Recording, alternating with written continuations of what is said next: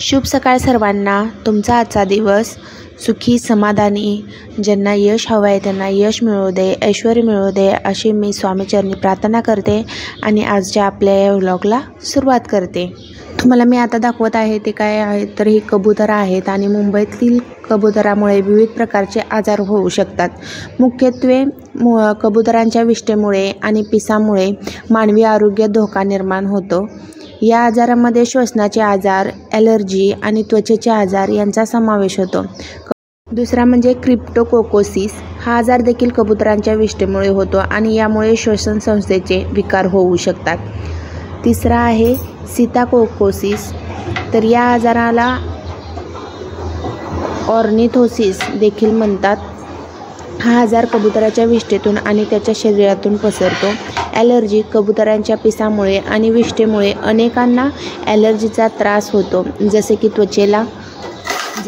त्वचेला खाज येणे, लालसरपणा आणि डोळ्यांची जळजळ। तर ॲलर्जीचा त्रास आम्हाला सुद्धा झाला होता मागच्या वर्षी। त्वचेला काय होत होतं तर खाज होत होती। एका ठिकाणी खाजवलं की पूर्ण शरीराला असं वाटायचं, खाजवूच वाटायचं सगळीकडंच। तर हा ॲलर्जीचा त्रास आम्हाला झाला होता आणि लहान मुलांना म्हटलं तरी माझ्या मुलांना पण दोघांना गेले 1.5 वर्षापाठीमागं जानेवारी महिन्याच्या टायमिंगलाच अंगावरती असे छोटे छोटे पुरळ उठत होते। तर त्यावेळेस डॉक्टरांनी सांगितलं होतं की हे ॲलर्जीचा आणि कबुतरामुळे झालेला आजार आहे हा। त्यानंतर कबुतरामुळे होणारा आजार कोणता तर सायनसायटिस। कबुतराच्या विष्ठेतील धुळीमुळे सायनसायटिसचा त्रास होऊ शकतो।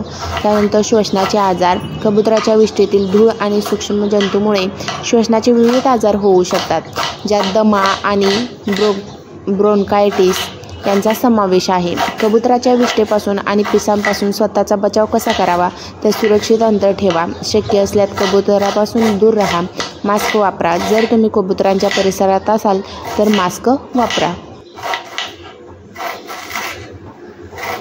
हात स्वच्छ धुवा।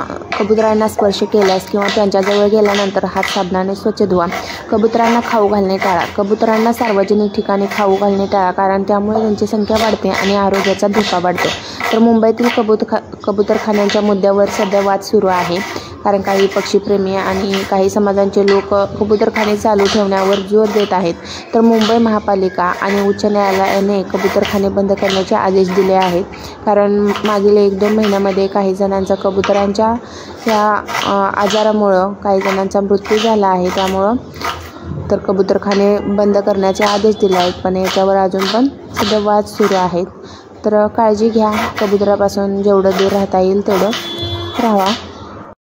तर आज मी बनवत आहे कमी साहित्यामध्ये एकदम टोमॅटोची चटणी। तर त्यासाठी लागणारे साहित्य म्हणजे काय तर 4 मी इथं मीडियम साईजचे कांदे घेतले आहेत आणि 5 मोठे टोमॅटो घेतलेले आहेत। तर बारीक चिरून कांदा भाजून घ्यायचा लालसर आणि त्यानंतर टोमॅटो चिरायला घेतलेले आहेत।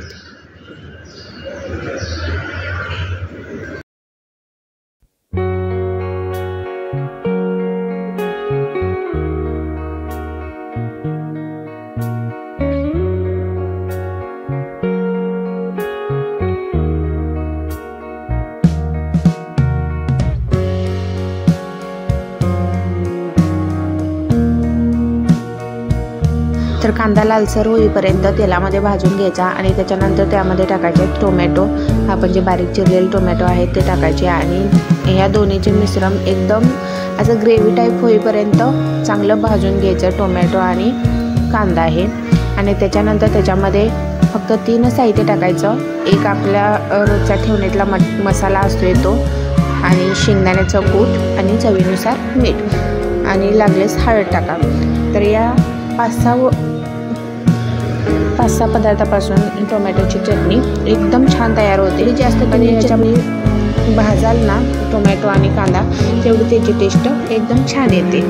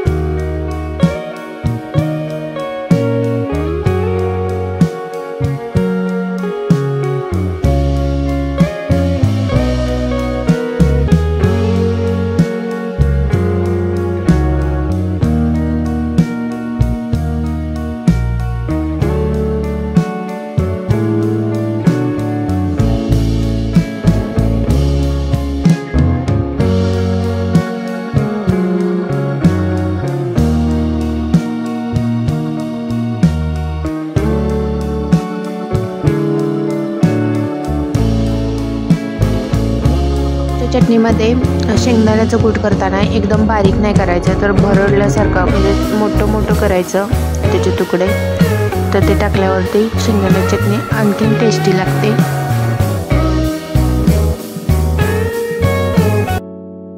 तर गेल्या सुट्टीमध्ये मी आजोळी गेली होती, त्यावेळेस काय चुलत मामी काशीला जाऊन आलत्या आणि त्या मामीने काय केलं होतं, तिकडून काशीवरूनच साडी घेऊन आलत्या. काय तर काशीवरून आल्यावरती भाजीपूजन करायचं असते म्हणे, तर मला काही त्यामधलं एवढं माहीत नाही, पण त्यांनी मी तिथे गेल्यावरती कोणती का भाजी अगोदर येईल तिचं पूजन करायचं असं त्यांनी ठरवलं होतं. तर मी गेल्यावरती मग माझं पूजन केलं होतं आणि त्यावेळेस मला ही साडी नेसवली होती. तर त्या मामी म्हटल्या होत्या की ही साडी कोणाला देऊ नका आणि तुम्हीच नेसा. मग तेवढीच आठवण भाजीपूजनाची म्हणून म्हटलं की चला आता ह्या साडीवरचा ब्लाऊज शिवायचा आहे. तर आरीवर्क थोडंसं नाजूक, पण जास्त नाही करणार, थोडंसंच करणार आहे नाजूकमध्ये तेवढंच. तर त्यासाठी मी ब्लाऊजवरती आज आरीवर्क करणार आहे आणि त्यासाठी ब्लाऊजवरून कशी मापं घ्यायची ते आज आपण इथं पाहणार आहोत.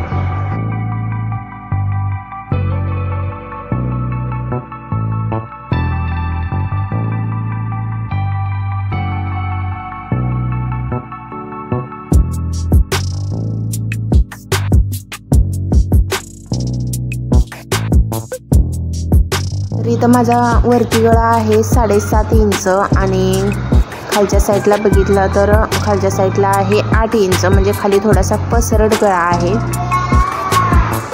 तर ब्लाऊज पीसवर घेताना कसं घ्यायचं,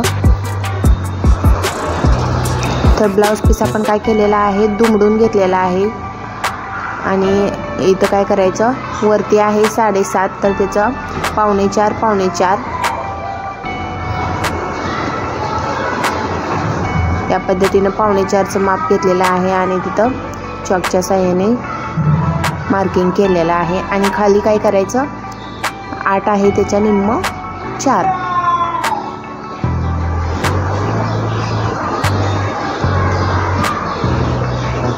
आणि मी अगोदर ती ब्लाऊजची हाईट घेतलेली होती आणि त्याच्यामध्ये किती आहे, तर ब्लाऊजमध्ये माझ्या आहे ती 10 इंचाची आहे, पण त्यापेक्षा मला थोडासा कमी पाहिजे होता म्हणून मी 9.5 ते 9.5 इंच एवढी हाईट घेतलेली आहे.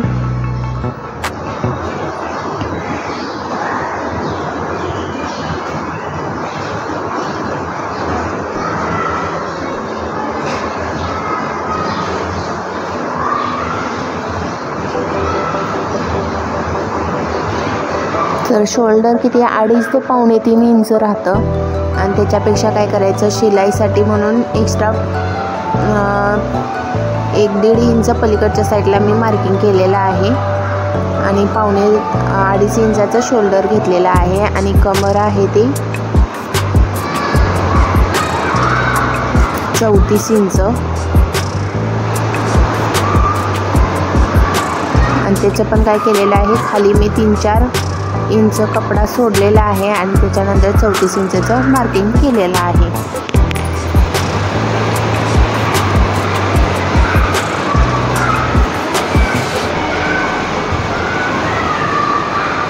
आपल्या गळ्याच्या खालचं किती माप आहे त्याचं मार्किंग करून घ्यायचं या पद्धतीनं. आणि त्याच्या खाली मी एवढा कपडा एक्स्ट्रा ठेवलेला आहे, कारण शिलाईमध्ये किंवा खाली जर धागे वगैरे निघाले तर कपडा लागतो, तर त्यासाठी मी एक्स्ट्रा कपडा एवढा ठेवलेला आहे.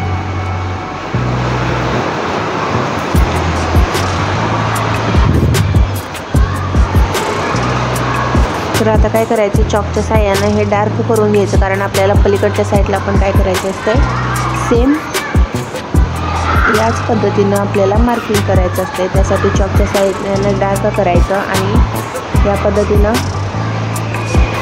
आपण पलीकडच्या साईडला दुमडला होता, आता काय करायचं आहे तसाच उलटा दुमडायचा, जेणेकरून आपण चॉकच्या साईडने जे डार्क केलेलं आहे ना ते थोडंसं उमटतं त्या साईडला.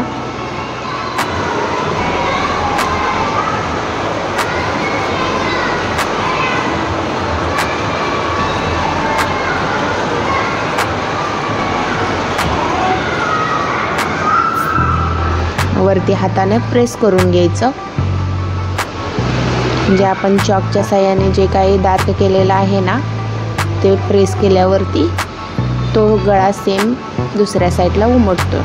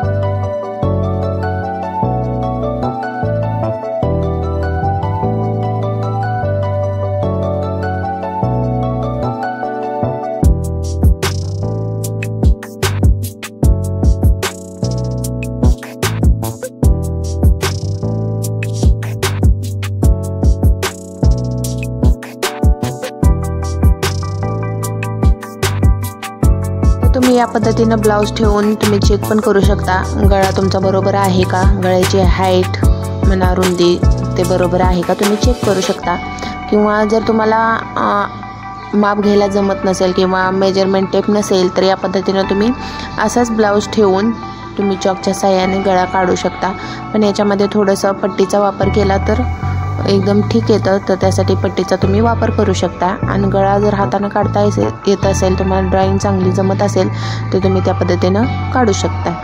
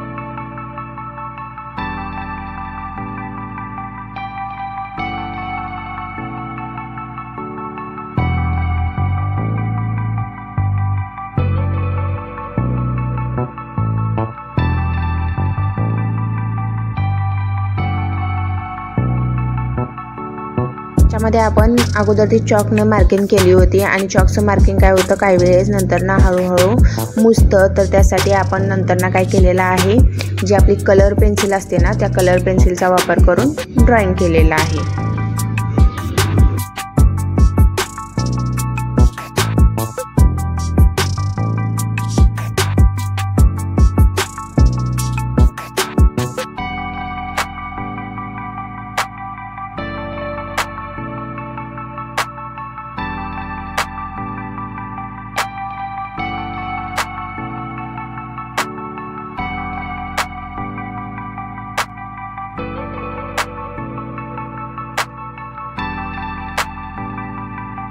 तर आरी वर्कसाठी ब्लाऊज पीसवरती माप कसं घ्यायचं, ब्लाऊजवरून माप कसं घ्यायचं किंवा ब्लाऊज पीसवरती आहे तसा ब्लाऊज ठेवून ड्रॉइंग कसं करायचं हे जर तुम्हाला समजलं असेल तर व्हिडिओला लाईक करा, शेअर करा.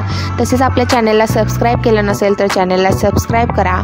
आणि आरीवर्क शिकण्यासाठी नंतर असेच आपण नवनवीन व्हिडिओ घेऊन येत असतो. तर आपल्या चॅनलला सबस्क्राईब केलं नसेल तर सबस्क्राईब करा आणि सोबतच असलेल्या बेल आयकॉनलाही क्लिक करा.